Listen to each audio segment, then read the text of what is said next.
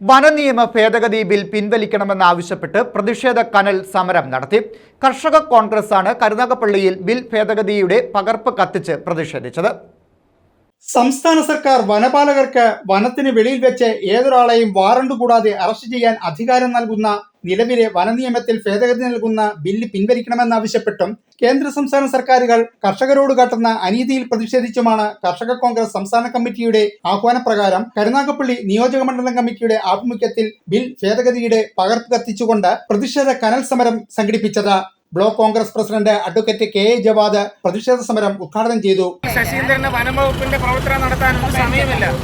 അദ്ദേഹത്തിന് മന്ത്രിസ്ഥാനം ഉറപ്പിക്കാനുള്ള ഗൂഢശ്രമങ്ങൾ നടന്നുകൊണ്ടിരിക്കുന്നു. ഈ ഒരു സാഹചര്യത്തിലാണ് കർഷക കോൺഗ്രസിന് 140 നിയോജക മണ്ഡലത്തിൽ ഇതുപോലുള്ള ബില്ല് കത്തിച്ചുള്ള പ്രതിഷേധം നടത്തുന്നത്. അതിന്റെ ഭാഗമായി കരുനാഗപ്പള്ളി ബ്ലോക്ക് കർഷക കോൺഗ്രസിനെതിരെയുള്ള ഈ ബില്ല് കത്തിക്കലിന്റെ സംസ്ഥാന ജനറൽ സെക്രട്ടറി മുനമ്പത്ത് ഷിഹാബ് അധ്യക്ഷനായിരുന്നു. വനനിയമ ഭേദഗതി ബില്ല് പിൻവലിക്കുക, കർഷകരെ സംരക്ഷിക്കുക.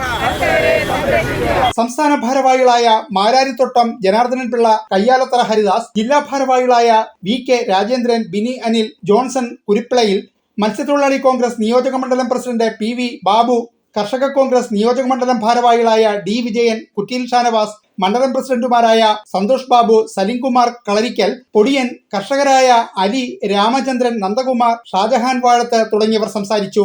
News bureau, Karunagappally.